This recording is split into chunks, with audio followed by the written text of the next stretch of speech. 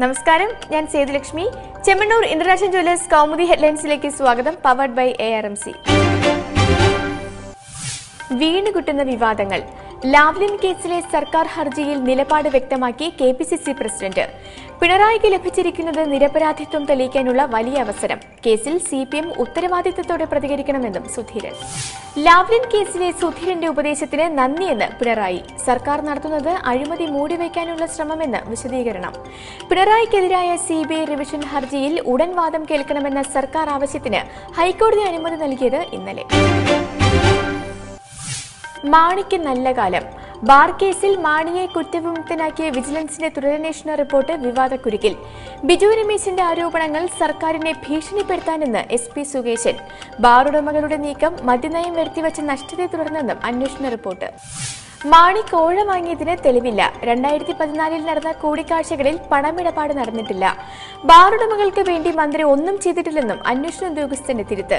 കേസിൽ നിർണായകമായ ഡ്രൈവർ അമ്പിളിയുടെ നുണപരിശോധനാ റിപ്പോർട്ടും തള്ളി. മാണിയെ കുറ്റവിമുക്തനാക്കിയ വിജിലൻസ് റിപ്പോർട്ടിൽ ഫെബ്രുവരി 16 വിശദമായ വാദം കേൾക്കുമെന്ന് കോടതി. അന്നേ ദിവസം കേസ് ഡയറി ഉൾപ്പെടെ മുഴുവൻ രേഖകളും ഹാജരാക്കാനും നിർദ്ദേശം. അന്വേഷണത്തിൽ അട്ടിമറി.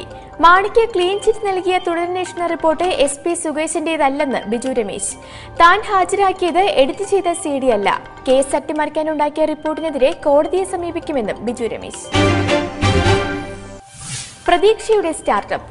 പ്രധാനമന്ത്രിയുടെ സ്വപ്ന പദ്ധതിയായ സ്റ്റാർട്ടപ്പ് ഇന്ത്യക്ക് ഇന്ന് തുടക്കം.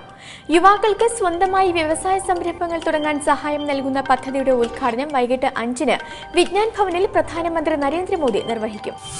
കേന്ദ്ര മാനവ വിഭവ മന്ത്രാലയവും ശാസ്ത്ര സാങ്കേതിക വകുപ്പും സംയുക്തമായി നടത്തുന്ന പദ്ധതിയിലൂടെ രാജ്യത്ത് 75 സ്റ്റാർട്ടപ്പ് ഹബ്ബുകൾ തുടങ്ങും. ടെക്നോളജി, ബിസിനസ് ഇൻക്യുബേറ്ററുകളും റിസർച്ച് പാർക്കുകളും പദ്ധതിയിൽ ഉൾപ്പെടുത്തും. അതേസമയം രാജ്യത്ത് നിലനിൽക്കുന്ന അസഹിഷ്ണുത സ്റ്റാർട്ടപ്പ് ഇന്ത്യയെ പിന്നോട്ടടിക്കുമെന്ന് രാഹുൽ ഗാന്ധി. ഇത്തരം പ്രശ്നങ്ങൾ നിലനിൽക്കെ പദ്ധതിയിലൂടെ സാമ്പത്തിക നേട്ടം കൈവരിക്കാനാകില്ലെന്നും കോൺഗ്രസ് ഉപാധ്യക്ഷൻ. ആയുധം വന്ന വഴി തേടി. പത്താൻകോട്ട് ഭീകരാക്രമണത്തിൽ പാകിസ്ഥാന്റെ പങ്ക് തിരിച്ചറിയാൻ ഇന്ത്യ അമേരിക്കൻ സഹായം തേടും. കേന്ദ്ര തീരുമാനം ഏറ്റുമുട്ടലിൽ കൊല്ലപ്പെട്ട ഭീകരരിൽ നിന്ന് അമേരിക്കൻ നിർമ്മിത ആയുധങ്ങൾ കണ്ടെടുത്ത പശ്ചാത്തലത്തിൽ. ഭീകരാക്രമണം സംബന്ധിച്ച അന്വേഷണത്തിൽ പാകിസ്ഥാന്റെ തണുപ്പൻ നിലപാടിനെ തുടർന്ന് മാറ്റിവച്ച നയതന്ത്ര ചർച്ച ഈ മാസം അവസാനം നടക്കുമെന്ന് റിപ്പോർട്ട്. കൂടിക്കാഴ്ചയ്ക്കുള്ള ഒരുക്കം ഇരു രാജ്യങ്ങളിലെയും വിദേശകാര്യ സെക്രട്ടറിമാർ നടത്തിയ ടെലിഫോൺ സംഭാഷണത്തിൽ. ജെയ്ഷെ മുഹമ്മദിന്റെ ആക്രമണത്തിൽ ഇന്ത്യയുടെ അന്വേഷണം തുടരുന്നതിനിടെ കൂടുതൽ ഭീകരർ രാജ്യത്തേക്ക് കടന്നതായി ഇന്റലിജൻസ് മുന്നറിയിപ്പ്.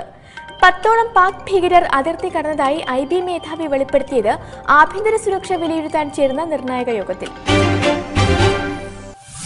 ബുർക്കിനോയിൽ ഭീകരാക്രമണം. ആഫ്രിക്കൻ രാജ്യമായ ബുർക്കിനോ ഫാസോയിൽ ഭീകരാക്രമണം. രാജ്യതലസ്ഥാനത്തെ നക്ഷത്ര ഹോട്ടലിന് നേരെയുണ്ടായ ആക്രമണത്തിൽ 20 പേർ കൊല്ലപ്പെട്ടു. നിരവധി പേർക്ക് പരിക്ക്. സ്ഫോടനത്തിന്റെ ഉത്തരവാദിത്തം ഏറ്റെടുത്ത് അൽ-ഖ്വയ്ദ. വിദേശികളും ഐക്യരാഷ്ട്രസഭാ ഉദ്യോഗസ്ഥരും താമസിക്കുന്ന സ്പ്ലെൻഡിഡ് ഹോട്ടലിന് നേരെ ആക്രമണമുണ്ടായത് ഇന്നലെ. തീവ്രവാദികൾ ബന്ദികളാക്കിയ 63 പേരെ മോചിപ്പിച്ചത് മണിക്കൂറുകൾ നീണ്ട ഏറ്റുമുട്ടലുകൾക്കൊടുവിൽ.